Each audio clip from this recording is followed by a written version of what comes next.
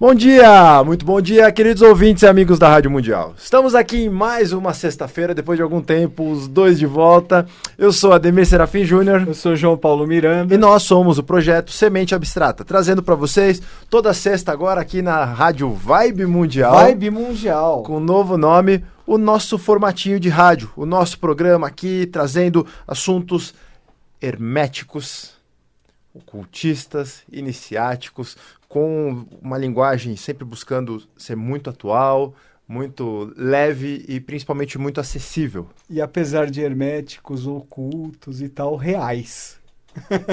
Reais. Reais. E se você é a primeira vez que está chegando aí, é a primeira vez que está ouvindo esse programa, colocou no seu rádio aí por engano ou qualquer coisa, vai conhecer um pouquinho de todo o trabalho que nós temos ao longo já de alguns anos, 1 ano como Semente Abstrata, 5 anos como Núcleo 137, na internet e nas redes sociais. Primeiro no Facebook. facebook.com/Semente Abstrata. YouTube. youtube.com/Semente Abstrata. E no Instagram. Instagram, @Semente Abstrata. Isso aí. E qualquer outra coisa, manda um e-mail para sementeabstrata@gmail.com.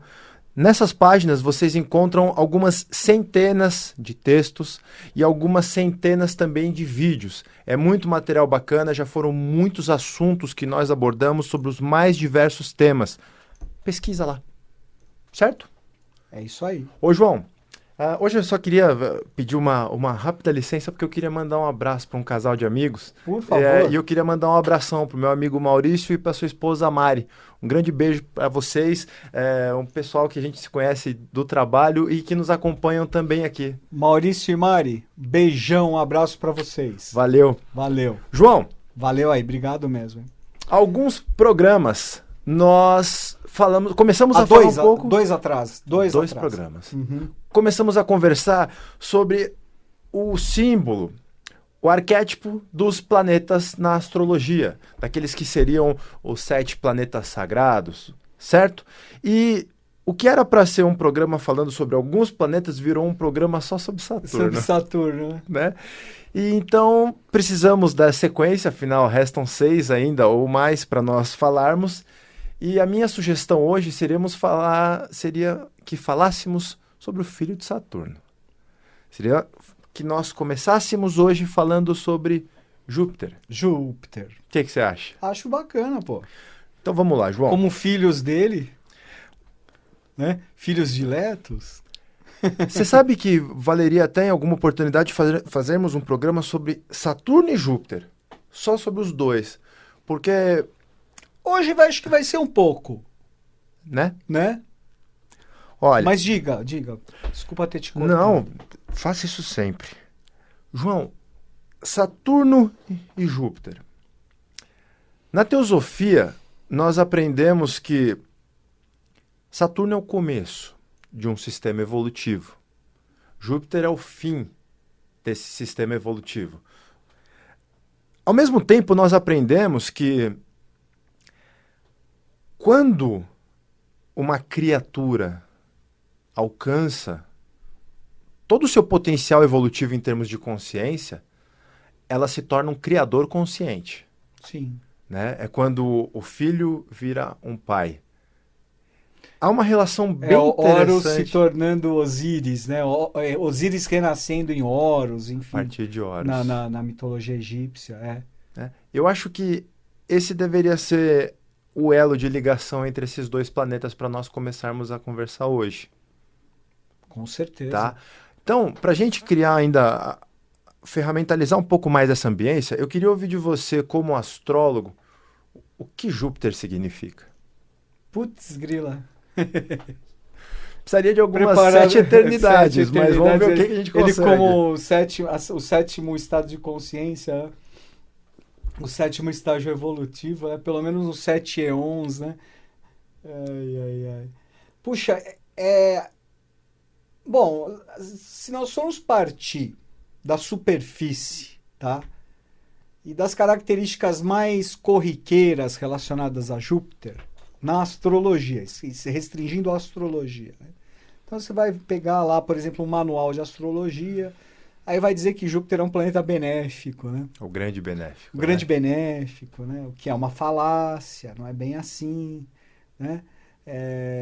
Mas que Júpiter representa a fé, representa a expansão, representa o nosso senso de reconexão com algo superior, representa o sentido da busca, a busca pelo superior, a busca,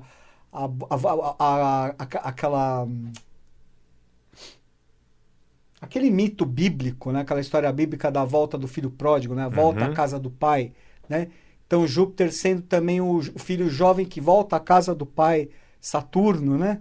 Saturno aí representando as experiências, e Júpiter tem relação com Jove, com Jeová, logo com jovem, então com o filho jovem. Então uma característica também ligada a Júpiter é a jovialidade, né? A jovialidade.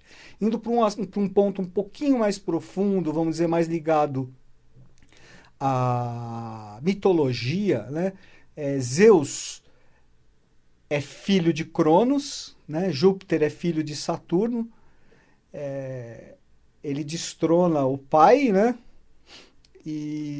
Mas de qualquer forma, ele é o deus que assume, ele ganha a batalha contra os titãs, e ele assume o comando do Olimpo, do monte sagrado, do Monte Salvar dos Deuses, do panteão grego, né? Ele passa a ser, então, o grande deus, o deus maior, né? O comandante dos deuses, tá? O comandante dos deuses na mitologia. E ele é também aquele que se fala que ele é o pai dos deuses e dos homens, né? E aquele que colocou ordem no Olimpo, colocou ordem nas hierarquias. Aquele que pôs ordem em tudo. É curioso porque, se você fizer uma associação, acho que eu estou falando muito, mas eu vou só falar mais isso, depois você comenta. Mas se a gente fizer aí a relação agora com a Cabala,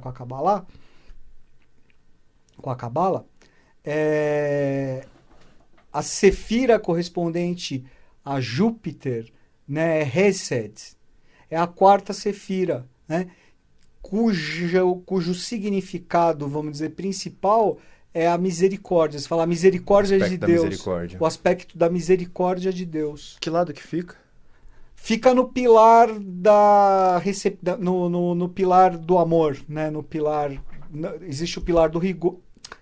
Não, pera, tô viajando. Fica no pilar do amor. Do amor. Pilar do rigor é Saturno, é Biná, é Gevurá, tô me confundindo. Fica no pilar do amor, né? No pilar da atração, né? O outro pilar que é o pilar que começa com Biná, com relação com Saturno, é Biná Saturno, Gevurá Marte e Rod Mercúrio, né? É o pilar da repulsão ou do rigor. Então é o pilar do amor, é o pilar. Faz todo sentido, né? Absolutamente. E é o quarto. A quarta Sefira, quer dizer, e o quarto aspecto é aquele que realmente coloca, o 4 representa um princípio de ordem, né? De colocar tudo em ordem, né? O que estava um pouco embaralhado, o que estava um pouco bagunçado, né? Colocar em ordem. Então tem esse aspecto também. Né? Se eu não me engano, vê se você consegue me recordar. Zeus tinha 32 ou 33 filhos? Existem polêmicas, né? Arquetipicamente, eu diria 32, né? Os 32 filhos de Zeus. Mas existem correntes, porque na mitologia existem tantas correntes de mitólogos e de tradições, né? Que umas às vezes confrontam com as outras, né? Mas vamos dizer que o padrão, assim, são os 32 filhos de Zeus. Que teria uma própria correlação com os dentes da boca. Com os dentes da boca, né? Com os 32 caminhos da árvore da vida. Com a somatória entre as sefirás e os caminhos, os 22 arcanos maiores e as 10 sefirás como 32 consciências. Isso, disso, os 32 portais da sabedoria. Então, sob esse aspecto, não seria então Júpiter uma... como você até tocou no 33, né? 33, o número sagrado 33, nesse aspecto, Júpiter tendo o papel do 33º, né? Sim. Como o subsequente síntese dos outros 32. Que nós encontramos isso claramente ilustrado no Arcano 4 do Tarô. No Arcano 4, No o Arcano 4 do Imperador. Tarô, o Imperador. Inclusive, vejam, nós já fizemos os programas que João e eu estamos fazendo sobre os arcanos maiores do Tarô, já fizemos sobre o Arcano 4. O Imperador Arcano de Júpiter. Vocês vão encontrar com outra linguagem, nós também falando de Júpiter. Sim. Uma coisa que você E comentou... curioso também, você vê o próprio símbolo do número 4 lembra muito o símbolo de Júpiter. O símbolo de Júpiter, né? Uma outra coisa que você comentou, João, é essa característica de jovialidade de Júpiter. É engraçado, porque Júpiter, se eu não me engano, ele rege signos de Sagitário e de Peixes. Sim. Justamente 2 signos mutáveis. Sim. Né? 2 signos que estabelecem uma lógica de movimento, de dar uma baladinha nas estruturas para mudar. Sim, exatamente. adaptáveis, né? Sim, claro. É bem legal pensar nisso. Sendo que o regente, vamos dizer, arquetípico de Peixes, né? De Júpiter é Sagitário. Tá. Peixes, Netuno. Com Netuno. Mas Peixes é um signo Aliás, de Júpiter. é uma curiosidade minha, tá, gente? Eu tô com um astrólogo aqui, eu vou... Imagina, eu tô batendo papo. Por que, João, que é falado que Júpiter rege Sagitário e Peixes, mas o Peixes teria uma segunda regência com Netuno?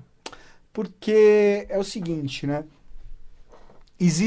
Nós vivemos num mundo comandado, né? O que rege a evolução é a escala setenária, o 7, né? A gente sempre aqui, já desde a época do 137, lá nas aulas da eubiose e tudo, fala, 7 é o número da evolução, né? Tudo depende da escala sétupla, né? É o 7. E 7 são os planetas sagrados da astrologia, ou da alquimia, ou da teosofia, né? Começando por Saturno, né? Na teosofia. E terminando por Júpiter, né? Sim, Como o primeiro e sétimo. Seguindo a lógica de Saturno, Sol, Lua, Marte, Vênus, Mercúrio e Júpiter, certo? Isso, exatamente. Agora, se a gente for observar, né, no firmamento do sistema solar, né, você vai ter o Sol como o centro do sistema solar, né, representando aí mais de 99%, 99,5% de todo o sistema, de toda a energia do sistema solar, né? E depois do Sol você tem Mercúrio, muito pertinho do Sol, pequenininho, mas danado, né? De Mercúrio, vamos falar dele também. Depois a gente tem Vênus, tá? Aqui pertinho, mais pertinho da gente aqui na Terra. Depois nós temos Terra, a Terra que é o 4º planeta a partir do Sol, contando o Sol. Sol primeiro, Mercúrio segundo, Vênus terceiro, a Terra quarto.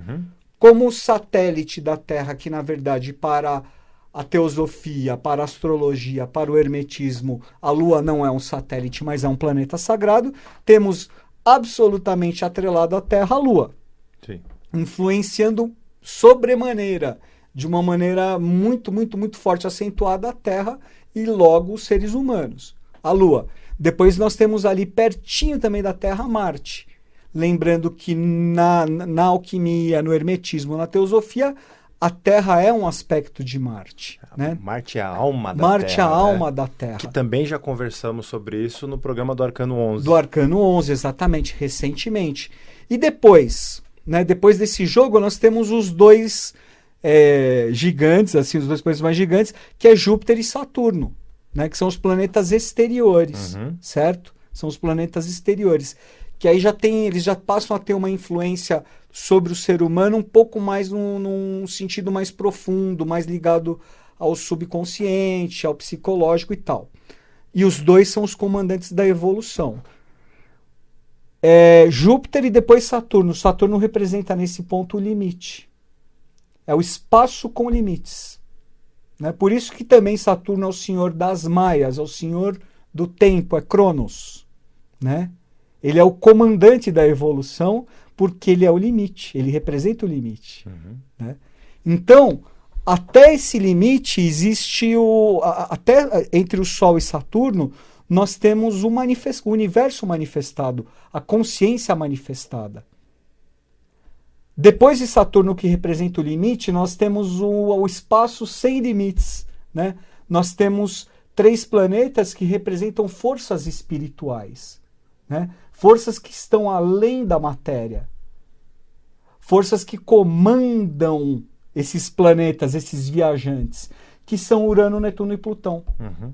Então, Urano, Netuno e Plutão são forças arquetípicas que atuam sobre todos esses Chamados 7. geracionais, né? São os planetas geracionais. Só que as características arquetípicas destes planetas, né? Urano, Netuno e Plutão, regem 3 determinados signos diretamente. Urano, Aquário, Netuno, Peixes e Plutão, Escorpião. Então, se você for observar as características de Plutão, são muito próximas ou praticamente iguais às características do Escorpião. Sem dúvida. De Netuno, Peixes, né? E de Aquário, Urano. Urano é puro Aquário, é puro Aquário, né? Só que como nós estamos dentro desse limite, né? Esses 3 signos são regidos dentro dessa escala limitada entre Sol e Saturno, né? Peixes por Júpiter, Aquário por Saturno e Escorpião por Marte. É isso. Muito Então bem aqui na Terra é.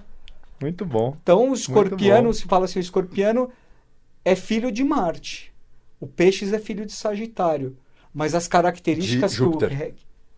Peixes, eu falei que é o quê? Sagitário. Não? Ah, tá, desculpa, me confundindo. Peixes é filho de Júpiter, né? Mas as características piscianas, elas são concedidas diretamente por Netuno. Por Netuno. Muito bom. Por isso que também são 3 signos...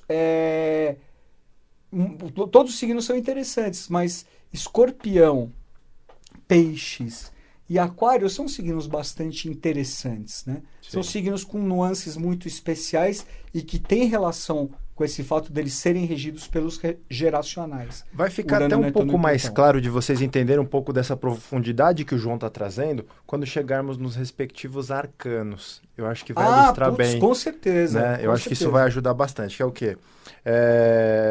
14, 18 e 19? 14, 18 e 19. 14, 18 e 19. Em breve aí para vocês. Opa. Concluímos Júpiter? Acredito que sim. Acredito que sim. Hesed, Arcano 4, Sagitário, Peixes, Na mitologia. Zeus. Temos umas pecinhas aí, né? Legal. João, falando então do começo e do fim, vamos falar agora o que tem dentro desse bolo. Tem uma dupla que eu acho sempre muito interessante de ser analisada porque existem infinitas possibilidades, que é Sol e Lua, que é pai e mãe, que é essência e emoção, que é Dharma e Karma, porque não também... Sim, mas né? com certeza. E o jeito para mim que eu acho mais interessante, que inclusive é outro programa que nós já fizemos, de analisar a relação entre quem nós somos, o que é o Sol e o que é a Lua, e como essa tríade se comporta, é o conceito de eclipse. Eu acho muito fantástico de olhar... É interessantíssimo. Porque eu gosto de entender o seguinte, o Sol é o pai, a Lua é a mãe. Só que agora nós estamos falando num aspecto já um pouco mais próximos a nós, que afinal... A lógica seria de que exatamente o imperador é o pai. Júpiter seria o pai e até Saturno seria o avô. Mas estamos falando de algo mais próximo. A nossa essência que se manifesta pelo nosso Sol. Que é o nosso Hélio, o nosso Apolo. Sim. E a nossa mãe. As nossas emoções se representam pela mãe. Em um programa... alguns anos que nós fizemos a seguinte analogia. Nós falamos naquelas tríades, de espírito, alma, corpo, né? Então seria Sol, Lua, Terra, causa, lei e efeito. E tem uma que eu acho fantástica para ilustrar o que a gente está falando. Criador, como Sol, criatura, como Terra, como nós, e Lua como criação. Criação, isso aí. Né? Perfeito. Então, o quê? Causa também lei e efeito. Entender um pouco de como essas coisas funcionam entre si. Então, quando a gente entra no conceito de eclipse, em que normalmente esse triângulo se manifesta nos céus, quando um obsta a conexão direta entre os outros dois. Então, quando a mãe está entre o pai e o filho, ou quando o filho está entre a mãe e o pai. As correlações bonito isso. É muito bonito, né? Muito, são incríveis as correlações. Porque imagina o seguinte, isso ainda falando pura divagação. O Sol é um astro que tem luz própria, certo? A Lua é um astro que ilumina a Terra à noite. Refletindo a luz. Indiretamente. Ela não tem luz própria, ela reflete a luz do Sol. Né? Quando nós aprendemos na ciência das idades que, teoricamente, um satélite de um planeta seria um resgate kármico que cabe a ele. Então, no final das contas, o entendimento da Lua, ou seja, o entendimento da criação, ou seja ainda, o entendimento daquilo que nós entendemos como lei, é fundamental para que a Terra cumpra o seu processo, para que nós cumpramos o nosso processo e despertemos aquela luz interna, alcancemos a iluminação. O Sol. O caminho iluminado pelo Sol. Que loucura isso, né? E é lindo, assim, de ver o simbolismo disso. Você falou exatamente do simbolismo do eclipse, né? Da lição, do que você deve procurar enxergar, do que o eclipse traz, né? E aí, João, astrologicamente, o que Sol e Lua nos dizem? Puxa, é tanta coisa, hein? Não sei se acho que não vai dar pra gente terminar de falar hoje, não. Vai tranquilo. Mas a gente dá um teaser, né? A gente precisa continuar. Temos 3 minutinhos. Cara, Sol e Lua, vamos dizer, na astrologia, né? São simplesmente os planetas mais importantes do seu mapa, né? Sol e a Lua.